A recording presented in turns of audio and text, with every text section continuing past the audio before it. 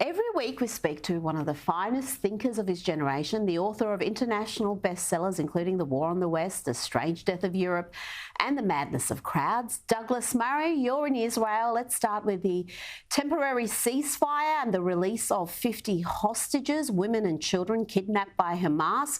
Israel will release 150 Palestinian prisoners convicted for a range of crimes, including stabbing, attacks against police officers. This is a painful but necessary exchange for the Israelis. It is very painful. There is some debate in Israel about how necessary it is. Everybody wants the hostages home, but there's a recognition that what Hamas is doing is a form of water torture of the Israelis. They are saying that in a couple of hours, in the time of speaking, they may release a number of the hostages that were stolen on October the 7th.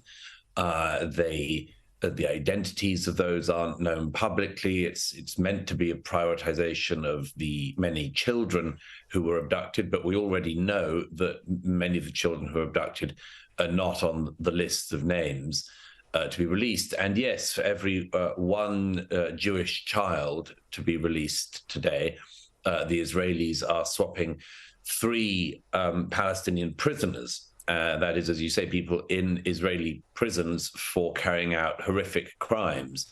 And the problem with this, the added sort of kicker about this, is that Israel has seen this before. More than 10 years ago, there was a soldier, Gilad Shalit, who was kidnapped by the Hamas, and he was held for a very long time, and he was swapped by the Israelis for over 1,000 prisoners in Israeli cells.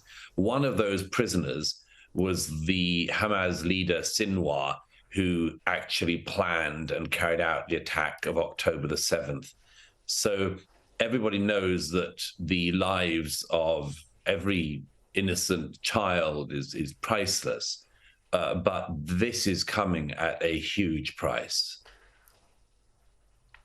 Now, Douglas, we have seen student-led pro-Palestinian protests in Melbourne, Sydney, Adelaide this week. You've written, when it comes to Palestine, the kids aren't all right. Explain what you mean by that. Yeah, I was once again not surprised, but very much shocked again by the protests you describe. It seems to be a generational issue. There's data to show that now, that where older people in Australia, America, and Britain, for instance, side with Israel in its fight against terrorism, younger citizens of these free Western democracies seem to be on the side of the terrorists. And it's really quite remarkable. I say that, obviously there's some of the malevolent actors, and the ones standing there in their kafirs and things as we watch it are doing a form of terrorist chic on the streets of Australia. Mm-hmm. But there are also many other people at those protests who I say would perhaps 30 years ago have been at a protest for free Tibet. Remember that, Rita?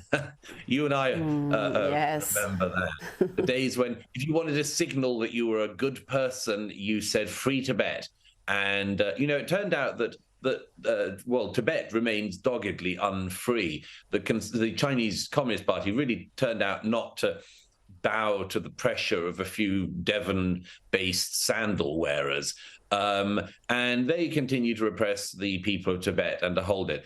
Of course, the situation with Free Tibet morphing into this generation has Free Palestine is that the Free Palestine call is a genocidal call. The Rivers to the Sea call is a genocidal call. And so, as I write, I hope these young people never get what they actually think they want. If they want a two-state solution, they should say so. But that's not what they're saying. They are talking about a Jewish-cleared Middle East, and that seems to me to be something they may well come back to regret having called for. But yes, it's a sort of chic thing, it seems, in this younger generation, in the same way that Free Tibet was. But there's one other difference, which is important to state, which is, of course, one of the reasons that Tibet is not free is because the Chinese Communist Party is not vulnerable to students in Melbourne chanting. The Israeli government is, of course, a democratically elected government. It is actually vulnerable to national and international pressure when it grows. And so, this isn't such a benign call as even some of the people, the better people taking part in these protests, might imagine that it is. And it just shocks me that they don't say anything against Hamas. They don't say anything about freeing the Palestinian people from these terrorists of Hamas who've... it really is depressing in so many ways, because they are just on this decolonisation, stolen land, the West is illegitimate bandwagon, and they've just slotted this issue in there. Now, I'm interested in your take on Pope Francis, who has been reported as saying that the Gaza conflict has gone beyond war. He said this is not war, this is terrorism. Douglas, there's also some conjecture about whether he also used the word genocide. But the comments, as reported, to me are astonishing. He's both sides seeing this. He's also talking about, we can't go ahead with passions which in the end will kill everyone, talking about both sides of the conflict. What do you make of his comments? Yes. It's not that surprising from Pope Francis. I'm not a Catholic, so I don't mind criticizing him as much as some of my Catholic friends do, albeit everyone seems to be rather disappointed with him as a pontiff.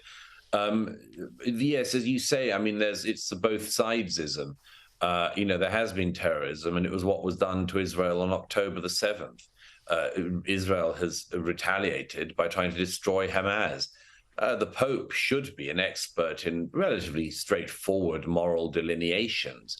The delineation between, for instance, actively trying to kill civilians by running into their houses and killing children and babies and parents, versus the terrible, but inevitable byproduct of war, which sometimes comes when the Israelis try to kill Hamas leaders and Hamas fighters and sometimes kill innocent civilians. It's quite a straightforward and very basic moral difference. That is it your intention or is it not? The intention of Hamas is to kill civilians. The intention of Israel is not to kill civilians. It's to kill as absolutely few as possible. So it's just very basic moral delineations like that you have to be able to do. I mean, again, the difference between Israelis, where it was Israelis, being gunned down as they asserted their right to just dance or be with their families on the Shabbat, versus people asserting their right to hold rockets and other munitions under a hospital and then put civilians on top of the hospital in the hopes that your enemy will bomb the hospital. I mean, these shouldn't be complex moral delineations for anyone to be able to make.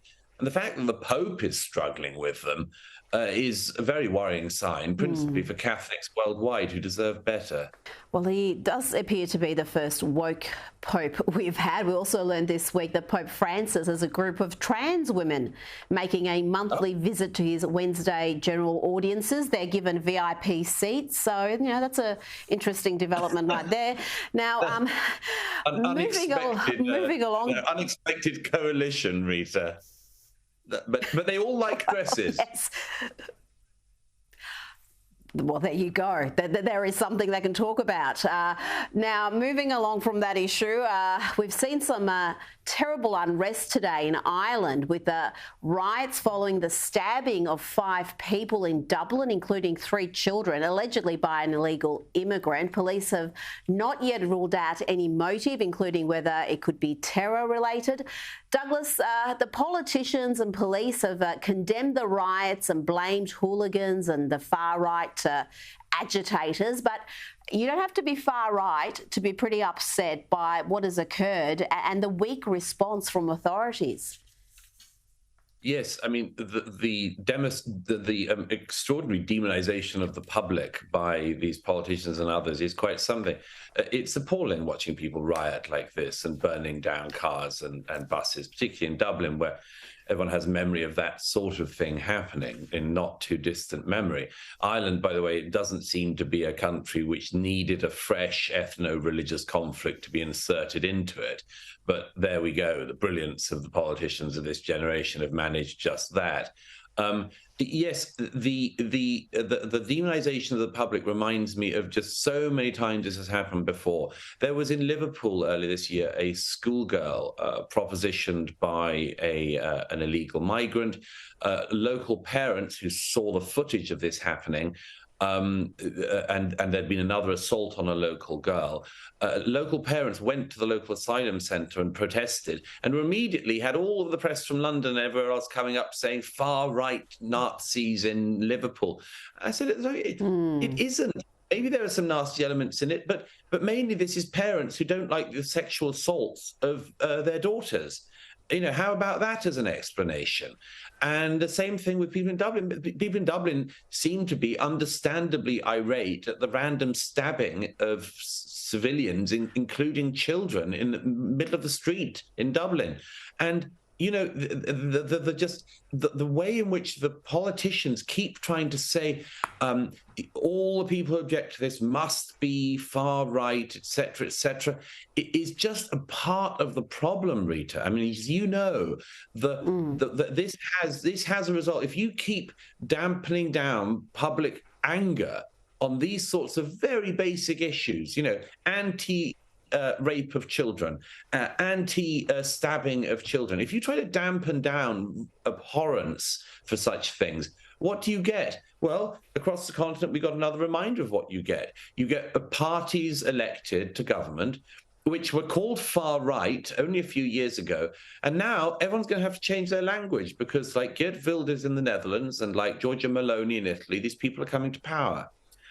So maybe those scarers far right will stop having the effect that they had. I suspect they will. Douglas Murray, thank you so much for your time this evening. Great pleasure as always.